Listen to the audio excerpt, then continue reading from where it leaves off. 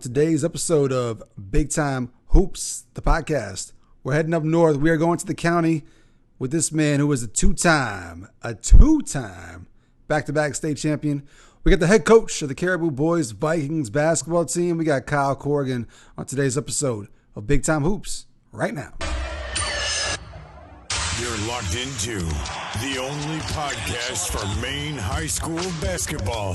The biggest names, past and present. It's Big Time Hoops, the podcast, right now. All right, ladies and gentlemen, welcome to another episode of Big Time Hoops, the podcast. And as I mentioned off the top, we are traveling way up north for this one. We're going to the Crown of Maine. Caribou to be exact. We got the two-time back-to-back state champion head coach of the Caribou Vikings boys. We got Kyle Corrigan on the episode tonight. Kyle, how are you doing right now? How are things post back-to-back championships right now? I'm doing good. You know, things have quieted down a little bit. The first week after the state championship's a little bit wild. Everybody's stopping you in the store and stuff, but things have definitely settled down for us. So doing good. Yeah, so we had tried to make this happen last year after you guys had won last year. Things were just a little bit too hectic. And then obviously going back and doing it again this year, was it a little bit different post-championship or was it pretty similar to last year's celebration? Last year was wild. It was the first one in 50 years, so I think it hit everybody a little bit harder. There were a lot more things we were invited to, a lot more celebrations. This year it was just a week. You know, last year it strung on for two to 3 weeks. So a little bit less this year, which is all right. You know, last year was awesome. I'm not taking anything away from that. This year was great too, but it was a little bit less this year for sure. Just we'll kind of come back later on and circle back around to where you're at right now. But real quick, while we're still on the subject, just curious, what's like the strangest thing you guys did or the craziest thing you guys were invited to do to celebrate the championship either this year or last year? We actually got invited to our hospital's, I think it was their 95th anniversary. They invited us in as a special guest, and that was like 4 or 5 months after the state championship.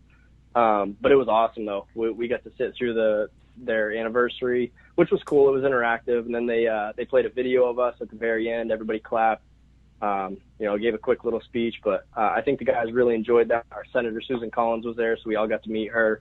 It was just a really cool moment, but it was 4 to 5 months after the state championship, which was really cool to still be invited to something like that. Absolutely. So as I mentioned, we'll kind of circle back around. We're going to kind of go back and just trace your story, your history, kind of find out how you got into coaching and just find out what molded you into the individual and coach you are nowadays. So obviously head coach of the Caribou boys. Are you a Caribou Viking born and raised? Yeah. I was born right here in Caribou. Never moved. I went to Umphy for school, but that's it. That's as far as I've ever gone away. Is 11 miles south. So Caribou is a little bit smaller than it used to be, as are most towns in the county. For those that are listening that may not be familiar with county hoops, but what was it like growing up? Did you guys have? Obviously now they have AYBL, the Aroostook Youth Basketball League. Wasn't around back in the day, I don't think. So what was your earliest basketball experiences growing up in Caribou? I did first, second grade rec basketball. That was my first experience. It was a lot of fun, and then they did the mini Vite clinic too, where the Caribou High School boys varsity team back then would put on a clinic. It was like a one-day clinic, but it was all day, 8 to 4:30, 8 to 5 o'clock. I remember doing that and just thinking, I was looking at all my heroes at the time, and that's kind of when I really started to fall in love with basketball, was when I saw all my heroes face to face. They're superheroes to you when you're that young. So that's kind of when it all took off for me with basketball. So I want to talk about the heroes thing in a moment here, but you touched on another thing I want to kind of talk about for those that aren't familiar with Aroostook County hoops, Caribou hoops, the Armory in Caribou. What kind of venue are we talking about with the Armory here? The Armory is pretty legendary, I feel like. Yeah, that's an old school place.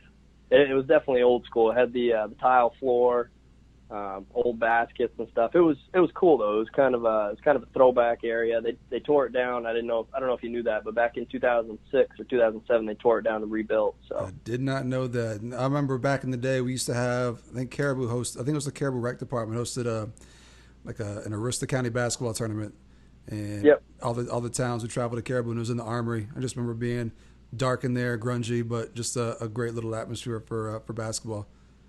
Yeah, it was definitely an old school place. It was legendary, but They had to tear it down. It had to be done.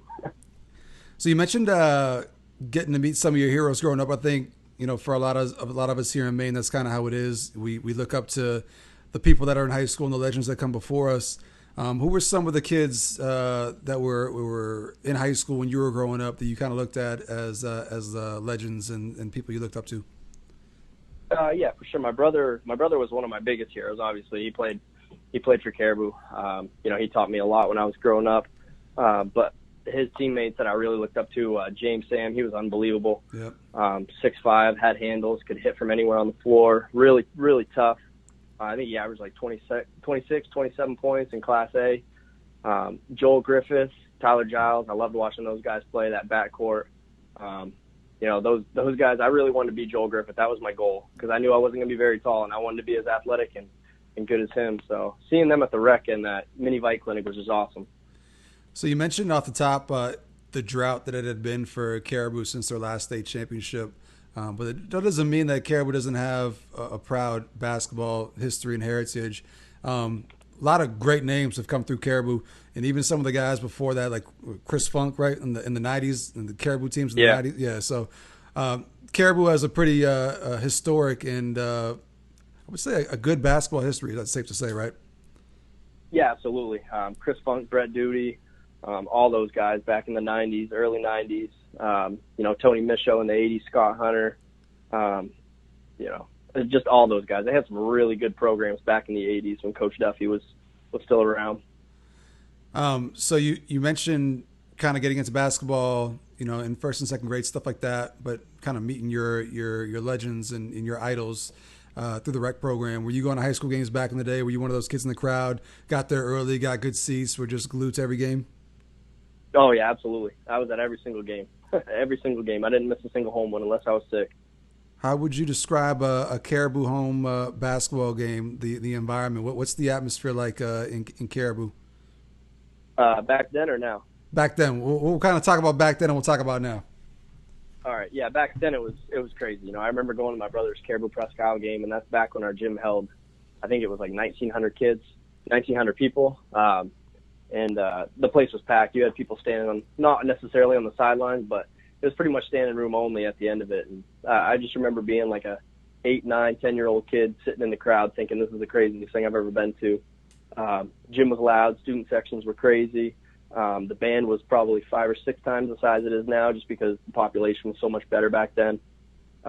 It was just loud and rowdy all the time. It was a lot of fun to be a part of. I think Caribou on a packed night with the band, with the cheerleaders in the county, I think that was probably it has to be the toughest. I think the toughest place to go in and play. When everything is just A+ at a Caribou home basketball game, I think that's probably the best home court in the county. Biggest gym, I think, by far, right? Yeah, I think so. I haven't seen a gym the size of ours.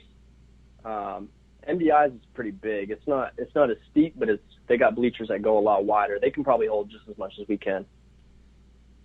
So obviously you came up at a time when hoops program was good. I'm guessing that kind of made you want to play basketball.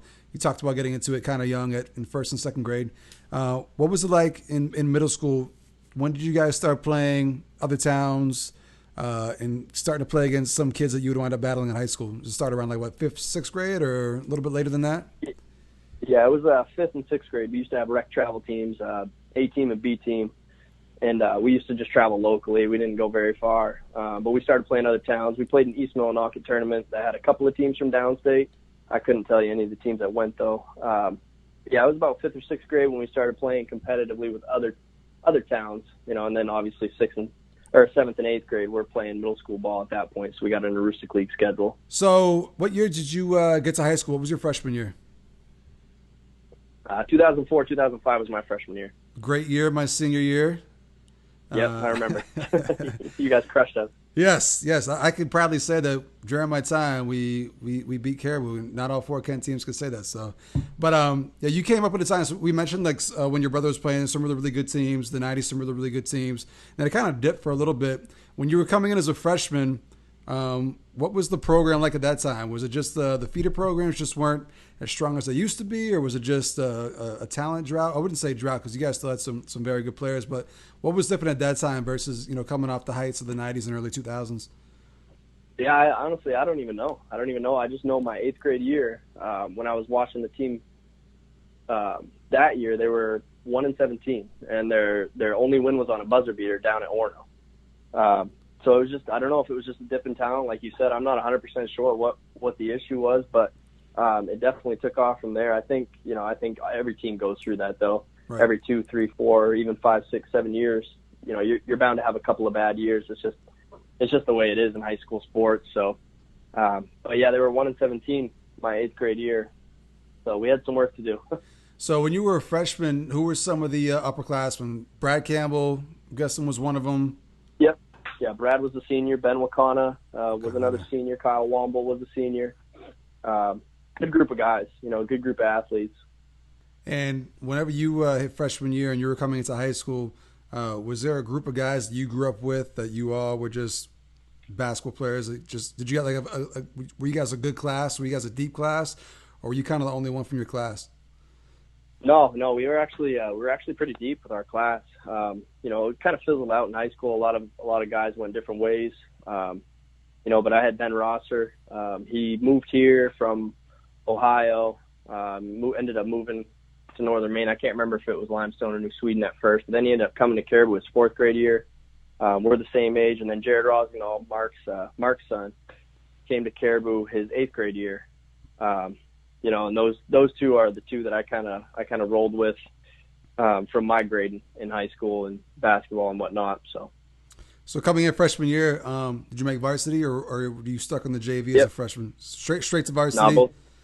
Yep. What was the biggest adjustment from middle school to high school? Oh, the speed of the game. Yeah. Speed of the game and the sizes of everybody else. I was coming in as like a 5'5" freshman. I had one speed, and it was as fast as I could possibly go. And you get to high school, and all these guys have different levels. They're changing speeds. They're stopping and going. They're hitting you with hesitations, and you're still running. And it was a totally eye-opening experience my first couple of games. And I actually I didn't start my first game. I was the first one off the bench, and then my second game I ended up starting, and I started the rest of my career. But when I started that game, it was I don't even remember any of it. I remember after the game, I was like, what just happened? It just all went so fast. It's just such a quick game. So definitely the biggest adjustment was the speed of it. So you mentioned your 8th grade year, right before you got to high school, they were 1-17. Your freshman year, I'm guessing you guys made an improvement upon that.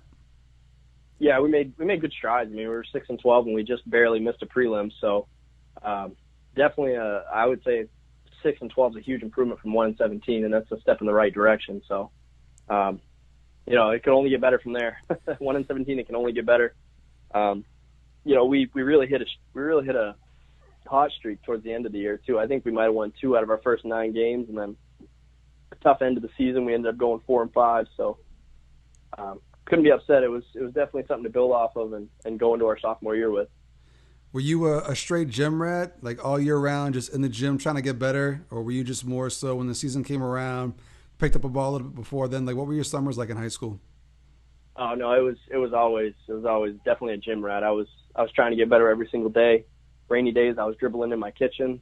All the nice days, I'd go up to the courts across Irving. In Caribou, they actually just tore those down because we're building a new school. But I used to go there. I'd wake up. My summer day would consist of breakfast, go straight to the courts, go home for lunch, jump in the pool really quick at my grandparents', back up to the courts, go home for supper, jump in the pool really quick, go back up to the courts until the lights shut off. So that was pretty much my summer as a kid. So obviously, you said the biggest jump coming into high school your freshman year is just the speed of the game, size of the opponents, and stuff like that. What was the biggest jump you took from freshman year to sophomore year? Yeah, I figured out that I needed to have different levels to my game. I couldn't, like I said, my freshman year I was one speed. So I took a lot of the off season my freshman year to try to figure out how to change speeds. And when you're doing a crossover, you don't have to do it 100 miles an hour every single time. You can slow it down and set your guy up a little bit. And I did a lot of studying in that aspect, and really just try to figure out how to change speeds and how to defend better too. I had all these guards going by me because I was trying to defend so hard. Just with my speed and not my brain. So it was a mental year to learn and grow, and I took a lot of it my freshman and sophomore year and just kind of built from that. For those that aren't familiar with Aroostook County basketball, Northern Maine basketball, really, what was the schedule like for Caribou boys back then? Yeah, we travel a lot. We play Holton, we play Fort Kent, we play Presque Isle. Those are our only county games. Outside of that, we'd be traveling, almost every weekend. That we didn't have a home game. Like we'd go to MDI Ellsworth, that would be an overnight trip. Then the next weekend we'd be down in Washington Academy, and then the next weekend we could be in Herman, Foxcroft. We used to play Bucksport back then, so we could be in Bucksport. It's a lot of travel. It's a lot. It wears on you, but it's really good for the kids too to bond on the bus, and they all enjoy it, going out to eat with each other and stuff. So it was definitely fun. As a kid, I enjoyed it a little bit more than I do as a coach, just because I'm getting a little old to be riding the bus. My back hurts a little bit more, and stuff like that. So. What was the improvement team-wise sophomore year? I'm guessing once again it was a gradual improvement from year to year for you guys. Yeah. So we went from 6-12 freshman year to I think it was 9-9 my sophomore year, and we ended up getting a prelim down at MDI, which we had no business even being in the game. I think MDI beat us by 32-29 on the season, and we went down there and we ended up pulling off I think it was a 2-point victory. Hit a couple of, not me, one of my teammates, Caleb Rosser, hit a couple of free throws at the end of the game with like 10 seconds left to put us up 2 or 3. It was 2. And then they came down and missed a jumper at the buzzer, so we ended up going to Bangor my sophomore year, which was awesome. And back then it was still at the auditorium, I'm guessing, right? You got a chance to play at the Mecca? Yep. Yeah, that place was crazy. So it was crazy. Very loud. Prior to playing there, had you ever been there before to watch games in the past, or was that your first time there? Was the first time you played? No, I had been there a few times to watch some games. Those Caribou teams in the 90s, every time they'd make it, we'd go down. And the crowds were huge. I was just a kid in that environment, so I was just kind of soaking it all in.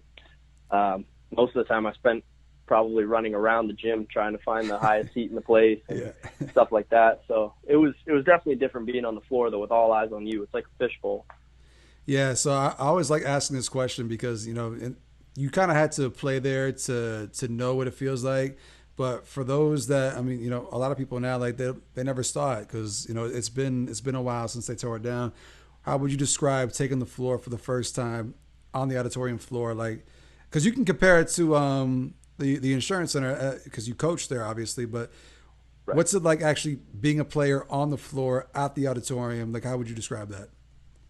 Oh, it's crazy. It's a blur when you're running out. I remember our assistant coach looking at me because I was the one that had the ball getting ready to run out first, and he said, "Make sure you step up." And I had no idea what he was talking about. And then he told me that one of his teammates tripped over it because it's like a legitimate step up to the floor, and I had no idea. So I'm thankful that he told me that. But it's loud. You get out there and you look around and see all these fans staring at you, and nerves set in right when you first take that first step on the floor. But then when the game starts, everything kind of goes away. So definitely a nerve-wracking experience, especially for my sophomore year. But what was the result of that game?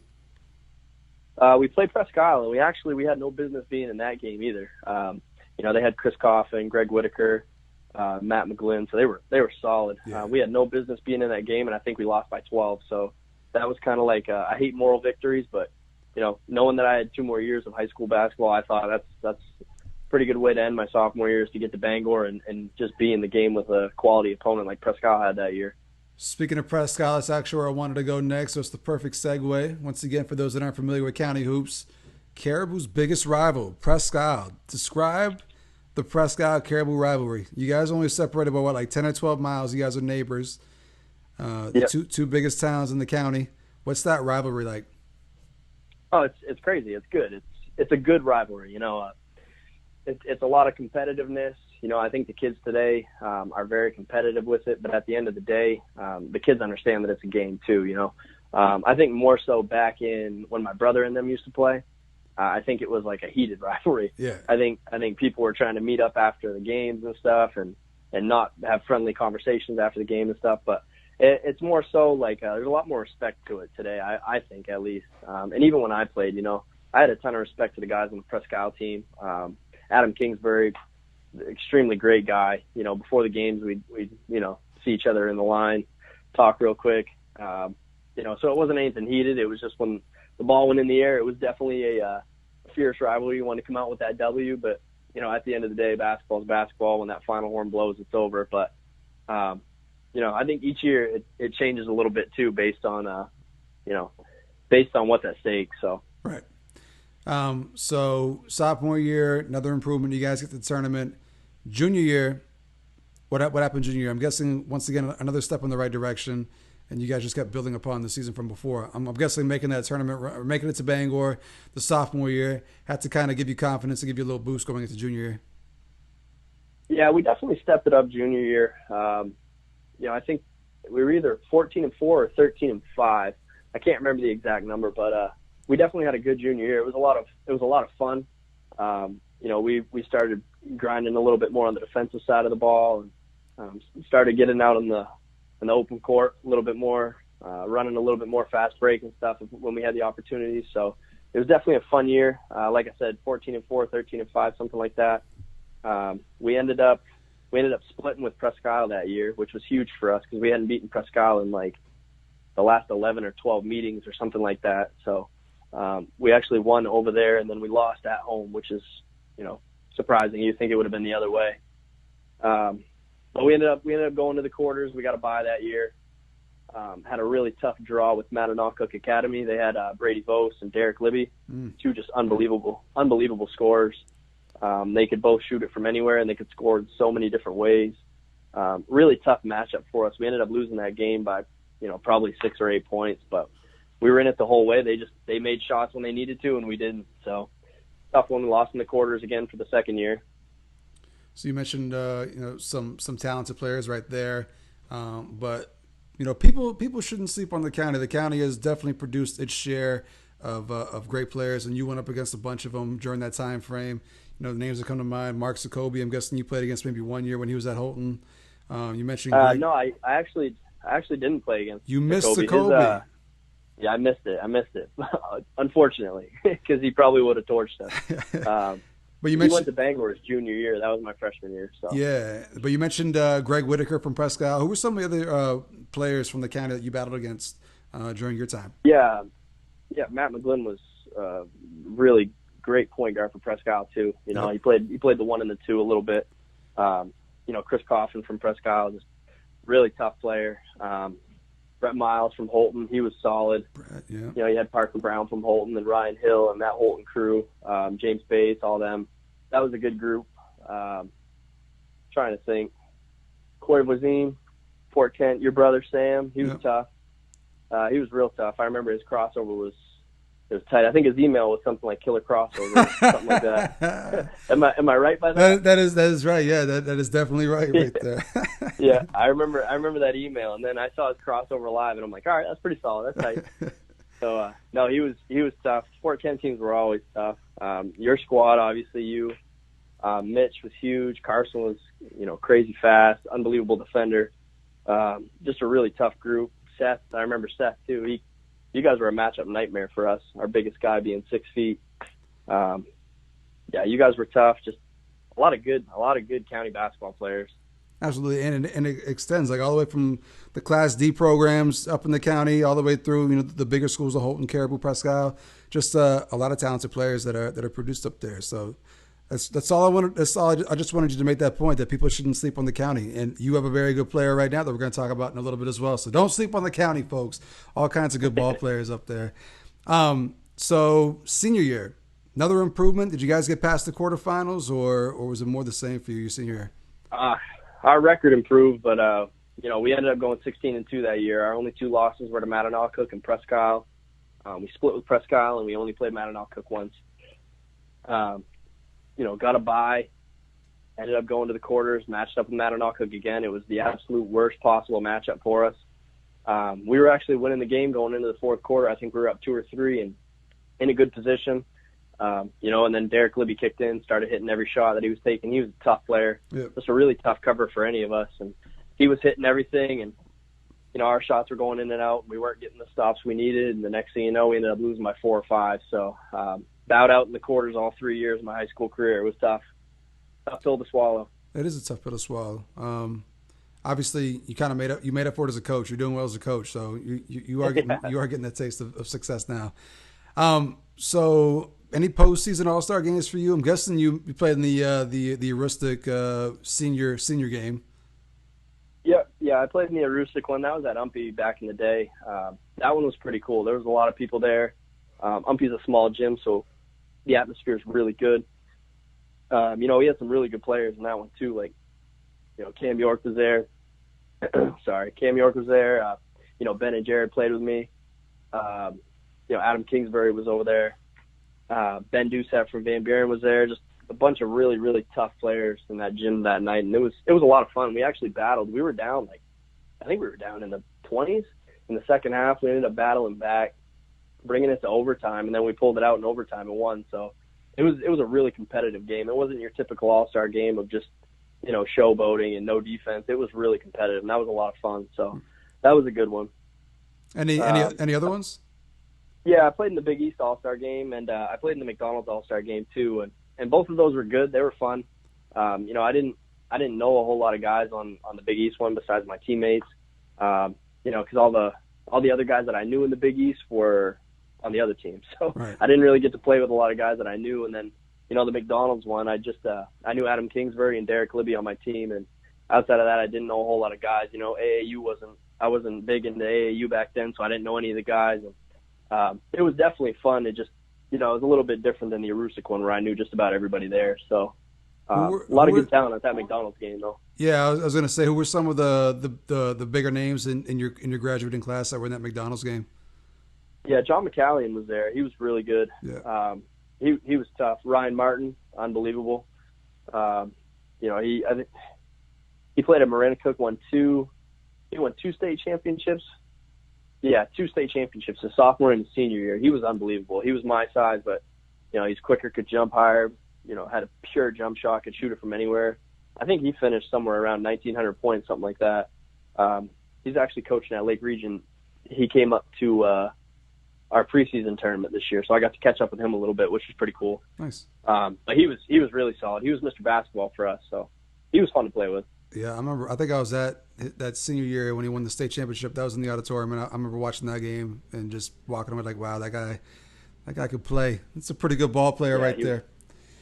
He was unreal. So you mentioned you played at Umpy after high school. Was that something that you planned on doing all along, or was it something where you took some time off and decided to play later on in college, or was it pretty much from the day you graduated high school, you knew you were going to Umpy and you were going to play ball for 4 years? No, I just went to I went to Umpy. It was close to home. My brother had just had a son, so I had a nephew. I didn't really know what I wanted to do, so I said I'm going to go to Umpy for at least a year, see where I'm at. I didn't play any sports my first year.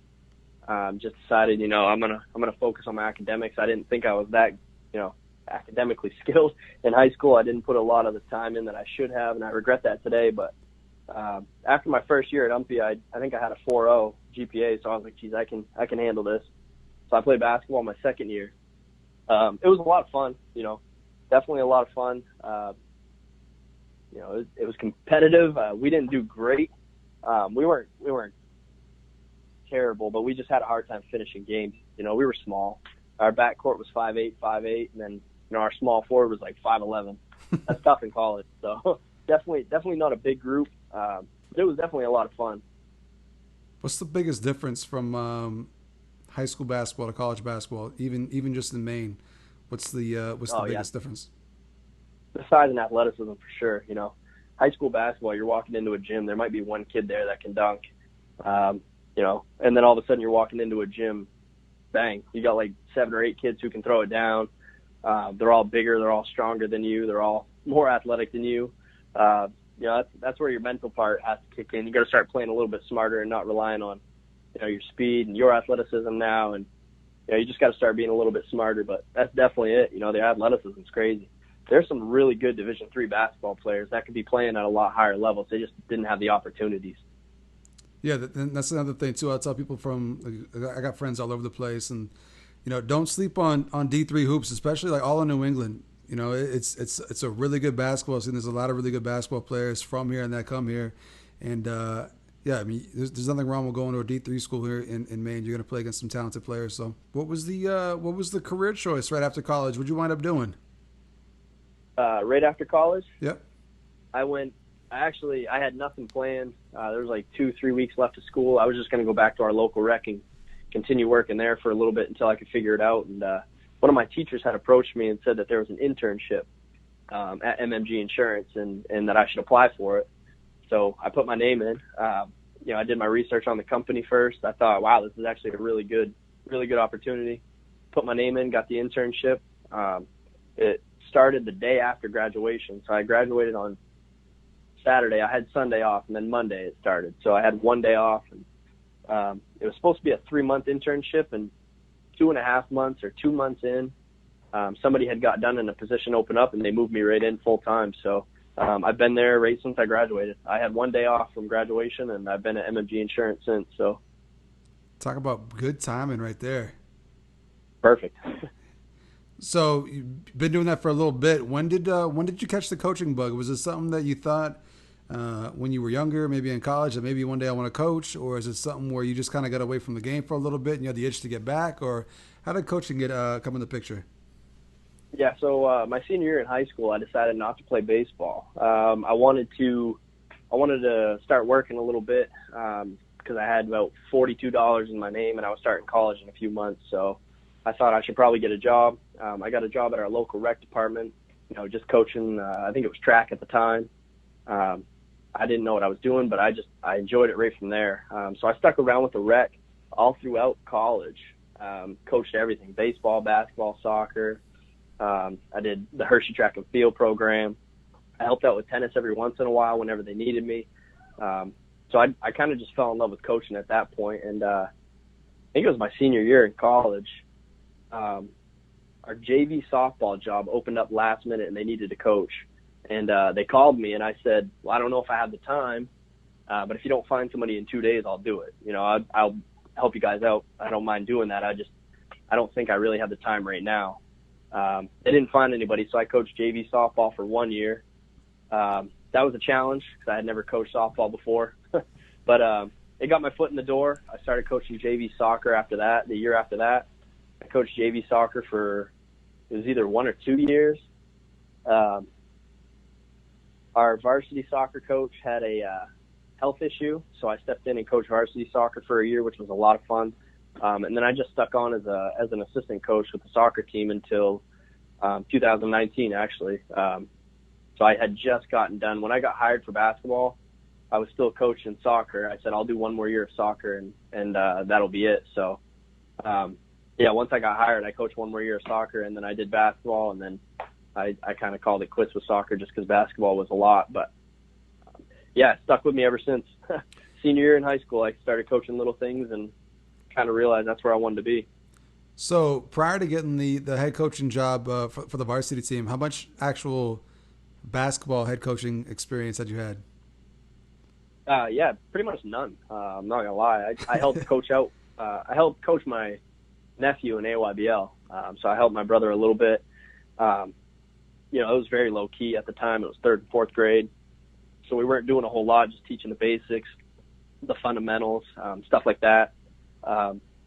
When the job had opened up, I realized hey, this is obviously going to be a change from 3rd and 4th grade, but it was something I thought I was ready for, just because based on what I feel like I have for knowledge of the game and stuff, and my ability to learn the game and adapt, and film studies that I learned growing up as a kid, stuff like that. So I put my name in. Fortunate that the hiring committee selected me.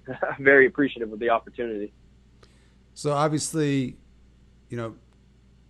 becoming a head coach entails a lot of work for anybody, let alone someone who doesn't really have any head coaching experience. When you found out that you had gotten the job, what were some of the first things you wanted to take care of right away? Did you have an idea of the culture you wanted to build? Did you want to, make sure you had a good feeder program? Did you want to get, worry about a good coaching staff? Like, what were your top priorities that you wanted to address right away to kind of get a jump on things where it was all brand new to you? Yeah, for sure. I actually, before I even applied, I had put when like 2 weeks before I put my name in, I had started building like a summer program just in case I put my name in. So I had my summer program ready, and I had a bunch of practice plans I already had done up just in case I did get the job. I wouldn't be so far behind because summer basketball was only 2 weeks away. So I had a lot of that taken care of before I had even gotten hired, just in case. And if I didn't get hired, I'd have it for the next gig if I ever got one. But biggest priority was just kind of getting in the gym with the guys, and I'm fortunate that I had worked with all of them in soccer pretty much. A lot of kids in Northern Maine are multi-sport athletes, so I knew all of these kids. Coached a lot of them at the rec, so I knew the kind of kids they were and the abilities they had already. It was just, kind of making sure that we're reiterating what we want to do on the floor and off the floor, and kind of, just making sure we're implementing our style and getting in the gym as much as we could during the summer just so we could learn more about each other before the season actually hit.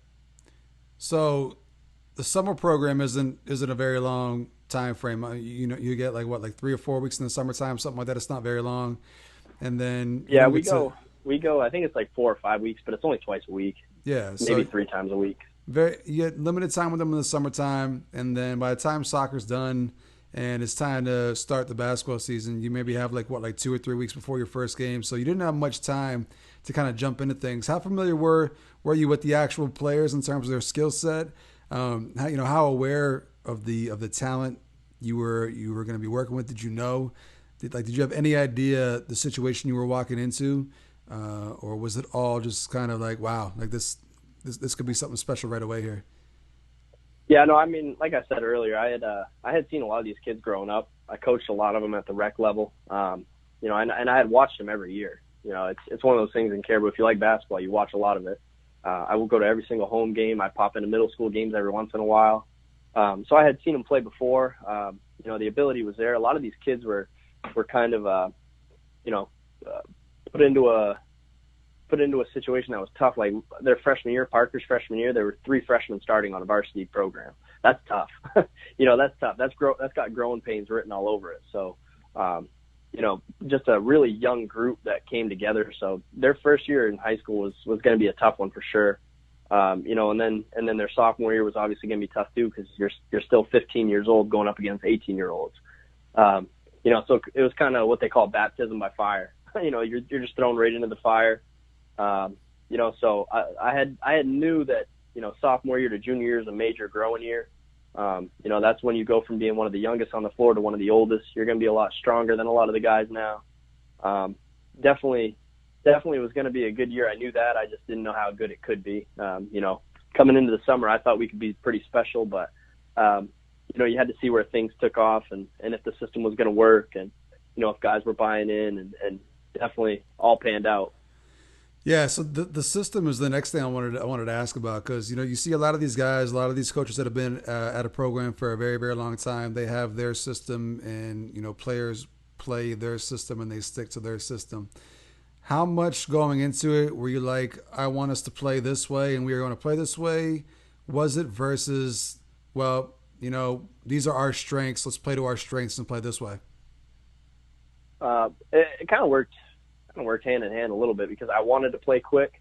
I wanted to try to put up a lot of points. I wanted to get aggressive on defense. I wanted to try to get up and down as much as we could.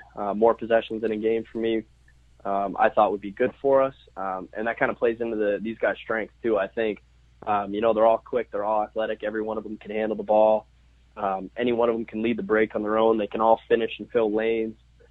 They all defend very, very well, on ball, off ball. They've got really good instincts and positioning. So, it was kind of a hand in hand thing. I wanted to play a certain way, and I think that played to their strengths this year as well. I can't say that's going to work in 2, 3, 4, 5 years. I don't know, but we'll have to see. What was the biggest difference from your first varsity game as a player freshman year, a very, very long time ago, to your first game as a varsity basketball coach? What was the biggest difference right there? Yeah, that's a good question. I said my freshman year it was the speed of the game. As a coach, it was probably more so just kind of settling in, trying to make sure I'm not showing my nerves because it's my first game. that's kind of been my MO the entire time I've been coaching, is I don't want to show any panic, any nerves at all. I want to make sure the guys see, if they look over at me, I'm calm and collected. And of course, we were playing my first game in high school coaching. We were playing defending state champs, the Herman Hawks, and they came up to Caribou, so I was extremely nervous for that one. I just wanted to make sure we put out a good showing and we were competitive. We ended up losing. We had a 6-point game with like 3 minutes to go. We ended up losing by 10 or 12. So we competed with them, which was great. Once that final horn blew, I thought, okay, we got the first one out of the way. Nerves kind of went away after that, I think, and settled in a lot more. But I was definitely nervous for that one. I just didn't want all the kids to see the nerves. You know what I mean? Right. How long did it take you guys to hit your stride that your first year? Yeah, we started off the season 3-3. We lost to Herman. We lost to MCI down at MCI, and MCI was tough. They got a bunch of good guards. We ended up losing by 6 or 8. And then our 6th game of the season, we lost to MDI at the buzzer in MDI. That was kind of heartbreaking, that one, because we had to go back to the hotel and we had to get ready for Ellsworth the next day. And that was definitely a tough loss, but that kind of blossomed us a little bit. We learned a lot from that one. We turned the ball over a lot. We didn't close the game out right. That's where we hit our stride after that. We fixed a lot of things after that. The guys bought in to what they had to do, and we didn't lose a game the rest of the season. We ended up running the table. So what seed did you guys go into the tournament as? Last year we went in as the 2 seed. Who was the number 1 seed? Herman. They were 18-0. Okay, and they were the defending state champs. Yep. So what were your realistic expectations going into the tournament? Obviously, you guys hit your stride at the right time. Did you honestly think, were you thinking state championship, or did you just want, could have easily said, this is our first time being here. Let's just have a good showing and build upon it for next year. What were your expectations realistically going into it? Yeah, so we beginning of the season we set goals, and we said don't look any further ahead than tomorrow. So we didn't have any goals towards the tournament. The only thing that we said is we want to try to get to the tournament with a bye, but we got to take care of business day by day. So we got to the tournament, we got our bye. That was our regular season goal. Right then and there, I thought, in the back of my mind, I never shared this with anybody because I don't like to look ahead at anything. But in the back of my mind, I thought if we keep playing the way that we are, because we're peaking at the right time, we were playing really good basketball at the end of the season last year. I thought we could definitely get to the Northern Maine regional final, and we could probably compete with Herman and very likely win that game. So, we had the quarterfinal against Washington Academy. I was very nervous. It was the first time any of those guys had been on that floor. And we played really well. We put up 70-something points. We ended up winning by 20-plus, I think. And your first time out of the quarterfinals right there. Yeah, absolutely. I told the guys that, too. I said, as a player, I was 0-3, so you guys got me one. I appreciate that. And they all laughed. They thought that was funny because they could say they had something over me. They had a win on the cross center, and I didn't. But, right. Yeah, that was definitely a good one to get out of the way. We had a really good showing. Like I said, I was nervous. It's a different atmosphere. It's extremely bright in there. And that's not a bad thing. I love it. It's very bright though, and you got the depth perception behind the hoops. So I wasn't sure how we were going to shoot it, but we settled in early and we played really well. We ended up beating WA, like I said, and then we had to play Ellsworth. Extremely tough team. We were down by 6 or 7 at halftime, and then we went on a tear in the second half. I think it was like a 17-3 run or something. Hit a couple of big threes, had some huge turnovers that we capitalized on, and we ended up winning by 6 or 8, I think. So that was a good showing. That was definitely a good win, and then of course we had to play Herman in the regional final. That was a battle. That was a tough game. A lot of stress in that one.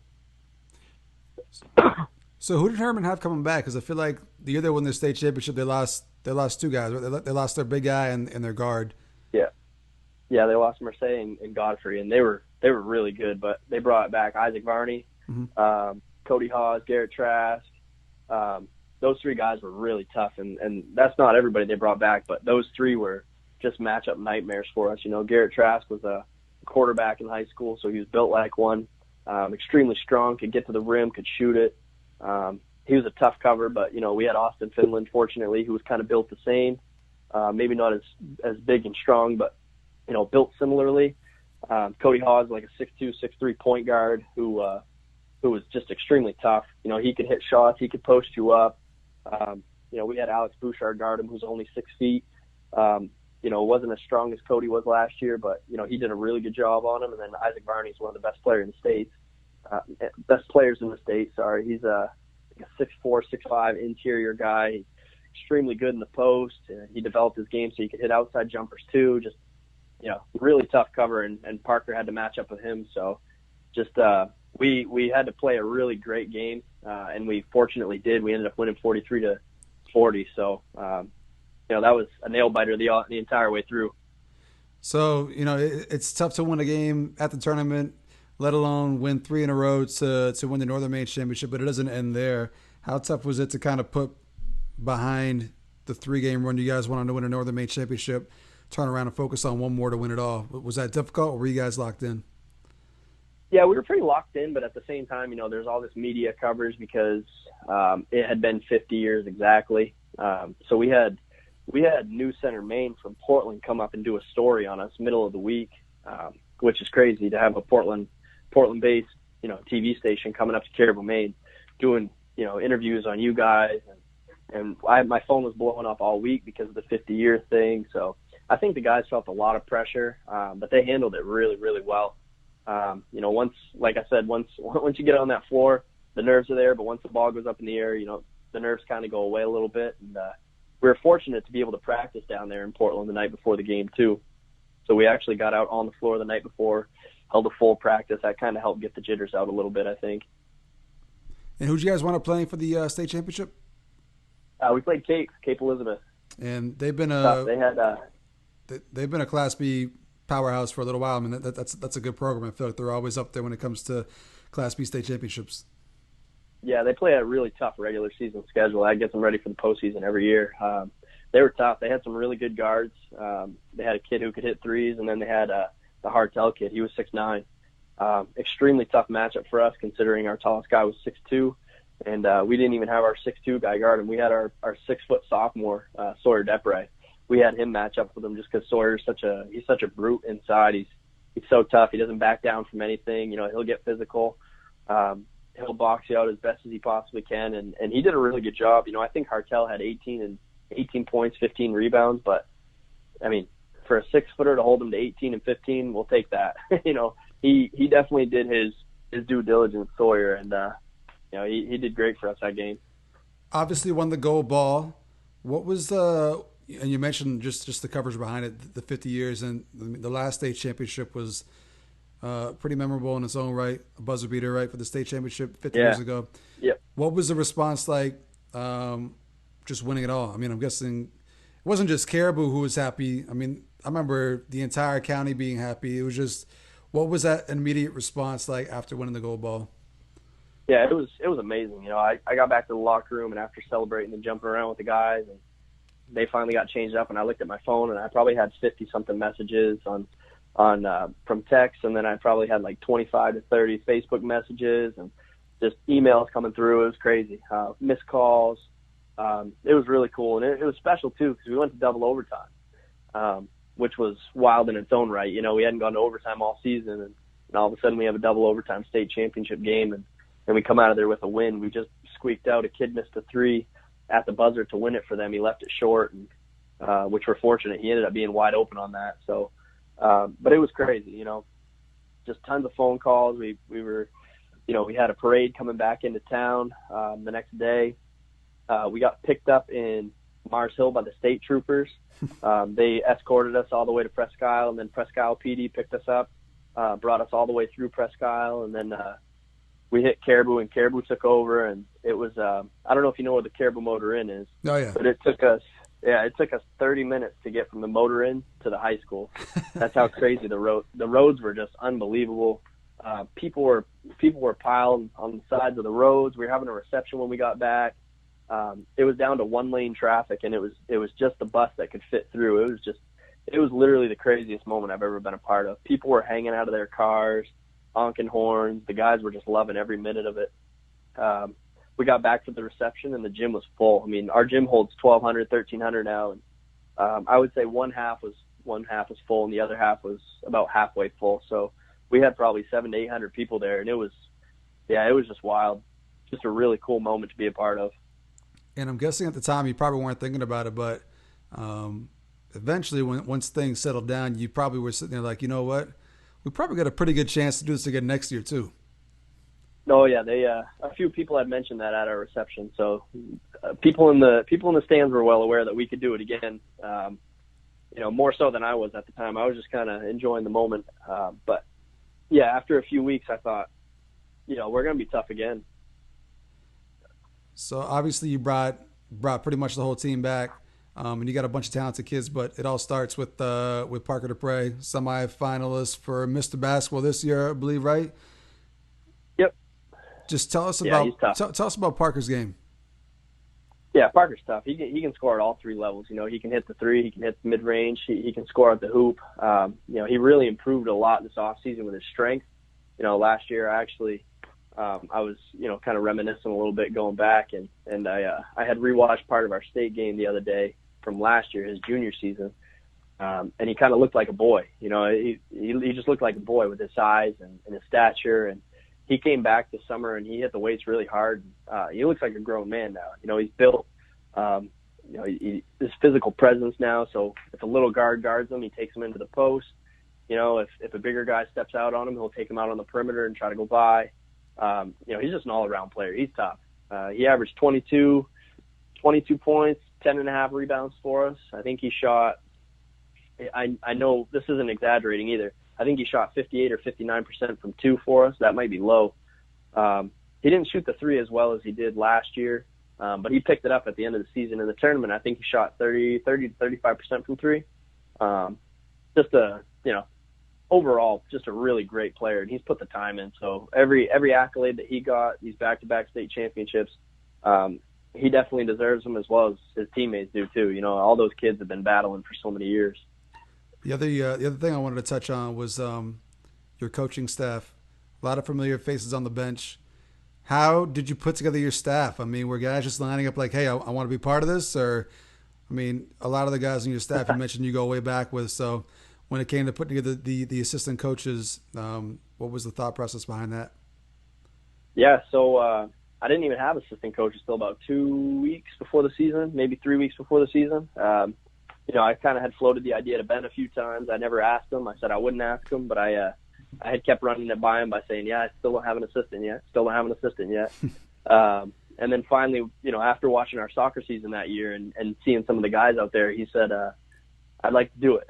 So I got Ben in, and then Jeremiah, I had texted, I think it was the week of tryouts, because it was just Ben and I. So Jeremiah, I texted him like the week of tryouts and said, we got another spot on the bench if you want it. And I think he thought I was joking at first, and then I texted him again, and he messaged me back the next day and said he's in. So, he got cleared. Everything was good to go. He joined us right after tryouts, and it was history from there. I got my high school teammates back.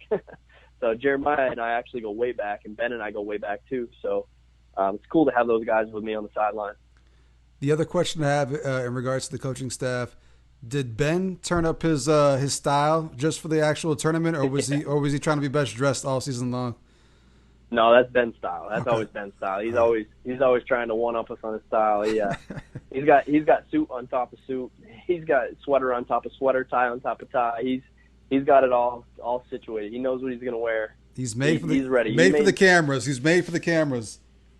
Yeah, he is for sure. And this year too, we got I'm sure you saw Andre Rosenthal joined us. Yep. He was our JV coach this year, so he jumped on. He did a really good job, and he came to pretty much every one of our varsity games too. So he kind of did double duty a little bit, and he definitely helped the guys. We put our guys on a weight program during the season, and Andre spearheaded that. And towards the end of the season, we kind of fizzled it out because our season was starting to wear on us, but. It definitely helped our stamina and our strength in season. We weren't breaking down like other teams might have been, so definitely appreciative of that. So obviously it's tough to win one. It's probably even tougher to repeat. You guys went 17-1 in the regular season this year. Yep. Was it tough to keep your guys motivated throughout the season, or were they a pretty self-driven group of individuals where they knew what they wanted to do? it was just a matter of getting back to the tournament, or did you guys have your moments where you kind of had to pick them up and refocus them? No, they're self-driven. I mean, these kids have been self-driven since day one. And they were raised right. Their parents did a great job with them. They all understand that if they want something, they got to work for it. I remember after our first week of practice, Andre came up to me and said, "This has a legitimate college type atmosphere every single day. Like, that's how hard the guys work. When we're doing a rebounding drill, it's a battle. They grind it out. When we're talking defense, they're focused, they're loud. They work hard all season long. We had a little hiccup during the season where I thought we got a little bit stagnant on offense. Weren't moving the ball as well as we could have. We started going one-on-one. We showed them that on film. We lost to Herman, and that was a perfect example of how stagnant we got. And Herman's defense caused us to be stagnant too. Like, they're tough. They play really good man-to-man defense. But it was a really good proving point, for what we were trying to preach, that our offense wasn't moving as well as we could have. And after that, we kind of hit the ground running. We put up 90-something points the following game, and we had one day break. We played Herman on Saturday, had Sunday off, and then we played Foxcroft, and we put up 90-something against Foxcroft. So, the ball movement got a lot better. It's like we kind of needed that hiccup to learn from it, which I'm totally fine with. I'll take that one loss all day. Yeah, especially the regular season, as long as it doesn't happen in the playoffs, right? Absolutely, yeah. And we even said too, like, as I was walking back to the bus with Andre after we lost that game, I said, I kind of feel like the weight of the world has been lifted off of our shoulders a little bit. Everybody was expecting 18-0. Now we don't have to worry about that expectation anymore. We can just go out and grind it out, and let's just go 17-1 now. Like, it wasn't a great feeling. Like, I was upset we lost, obviously, and so were the guys. But at the end of the day, it was like, all right, maybe people will, dial it back a little bit as far as the expectations, and we can just continue on with our season from here. And obviously you guys got back to the title game, and I just want to say it was the best state championship game I've ever watched live. I've seen some good ones. I remember Joe Campbell getting the putback for the Bangor Rams back in the day at the buzzer to beat Deering. Yeah, that one reminds me. I remember that one reminds me of this game so much. Yeah, it was crazy. But this game, I mean, just from the final minute, you guys were up, what, 6 or 7 with a minute to go? Yeah, unfortunately, we were up 7 with 55 seconds to go. And I'm sitting on the sideline, and I didn't say this out loud, but in the back of my mind, I'm thinking, okay, for us to lose this game, everything's got to go wrong. Like, we have to miss the front end of our free throws. They got to come down and hit some big shots. And that exactly happened. We missed the front end, they come down, hit a 3. We missed the front end, they come down, hit another 3. We throw the ball in, we turned it over, they hit 2 free throws to tie it, and all of a sudden we're going to overtime. So it was like whatever could go wrong did go wrong in that last 55 seconds for us. And, credit to Maranacook, they executed really well. Yeah, and, it didn't help that they have a kid named Cash McClure, and the name couldn't be more fitting for the guy. For those that didn't see the game, how do you game plan against this kid? Yeah, he's tough. And we knew he was going to be tough. I watched a lot of film on him. I reached out to a lot of people to try to get a little bit more insight on him, just because they're kind of an unknown down there. We don't have access to their game footage. I only had their tournament games. From what I saw on film with him, though, is he's going to be a tough cover whoever we put on him. We could put a small guard on him, but he's probably just going to shoot over the top of us. We can put a long guard on him. He might try to penetrate by. So no matter what we decided to do, we knew we were probably going to be in for a long night with Cash. He's just a tough cover all around. He's got a tight handle. He's shifty as can be. He's got great court vision. I mean, he was knocking down some deep threes, hitting every shot. And, he's just a tough player, and he's mentally strong too. That kid is cold. He's tough. I mean, to hit those 2 big threes in that final minute of regulation, being down 7, a lot of kids would buckle under pressure there. He didn't buckle. he got, the moment didn't get too big for him. He hit some big shots and some big moments, and he's if I get a vote for Mr. Basketball next year, he's definitely going to be on it. He's tough, and he's definitely deserving of a title like that. Absolutely. One thing you did have on your side, though, great senior leadership and a steady point guard. Talk to us about your senior point guard, Alex. Yeah, Alex is a fantastic point guard. He's just such a great leader. You know, this is a kid who his freshman year he scored 240 points. So realistically, he's probably on pace for 1,000. But his junior year was my first year coaching him.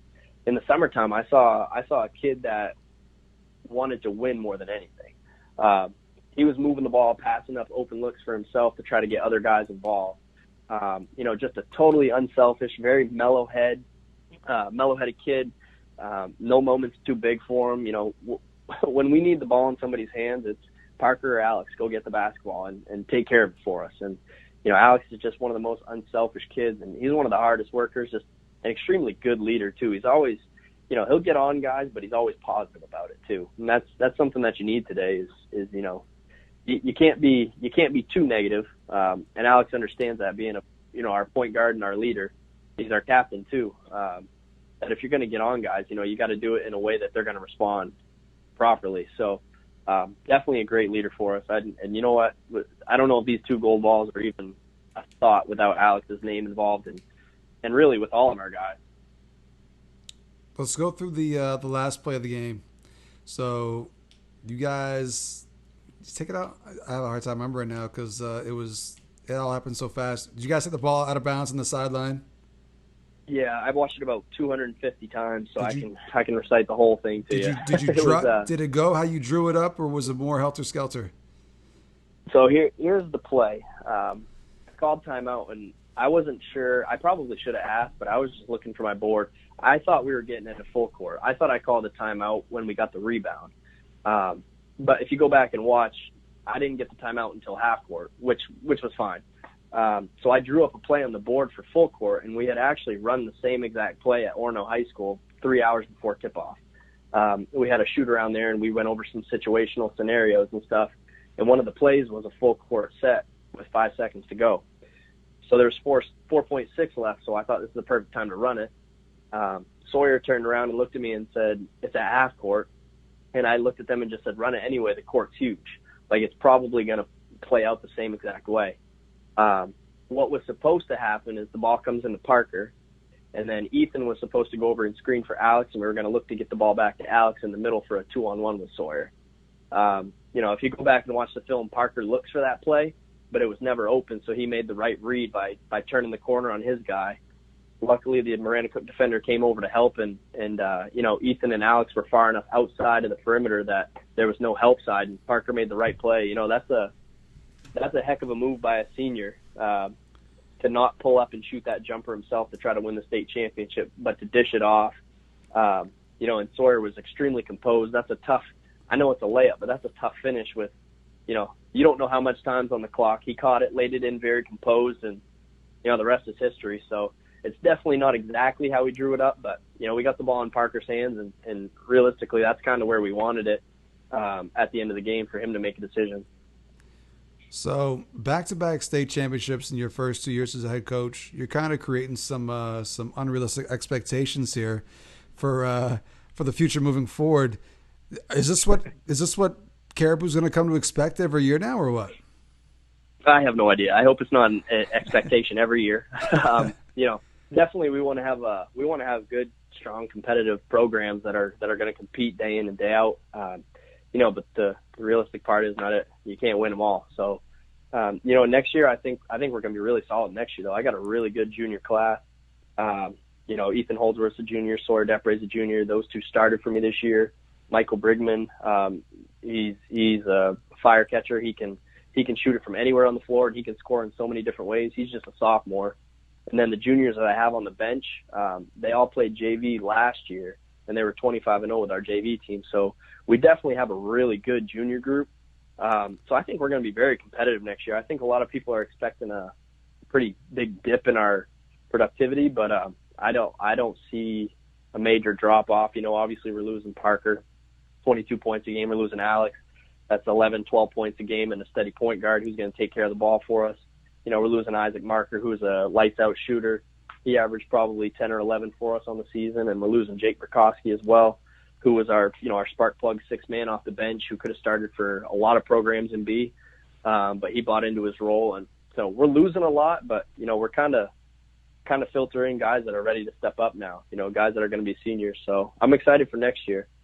Yeah, so that's the question I have. Like, no thoughts of going out on top after 2 rings? You're going to stick around for a little bit longer here? No, the kids joked with me last year and said if we win the state championship last year, I had to quit, go out on top. And I said, no, we'll go another year. And then, same thing this year. They said it again, and I was like, no, I can't now. This is too much fun. I'm having too much fun with it. So got to keep it going for as long as you can. Not. Yeah. Yeah, that's the thing too. When I had interviewed for it, I said I wanted to be there at least. It's my hometown. I've always wanted to coach in Caribou. Coaching basketball is a blessing, and I've always said I want to try to make it to the 10-year mark in Caribou, and then just kind of reassess my life. I got a 2.5-year-old at home right now, and I got another one on the way in May. I just want to see where I'm at in 10 years and see if I can keep going another 10, or if I got to call it quits after that. So absolutely, that's my goal: make it to 10 years, and then we'll reassess. I like it. Before we get up out of here, I just want to give you a chance. Is there anything you want to clear the air on? Is there any rumors you want to address? Obviously, we just killed the rumor that maybe you might be retiring after two gold balls. That might have been a rumor. We just started right here. But anything you anybody want to give some love to, shout out to? Before we get up out of here, this is the chance where I give the guest a moment to speak their mind or get anything off the chest that they want to say. No, I don't have a whole lot. Just that this last year and the year before that, these 2 state championships were a lot of fun. So, if any of my guys end up listening to this, I appreciate everything you guys do every single day in practice. Just appreciate everything that they did, and that's it, really. I appreciate you for having me on. I'm a big fan. Like I said, I've been listening.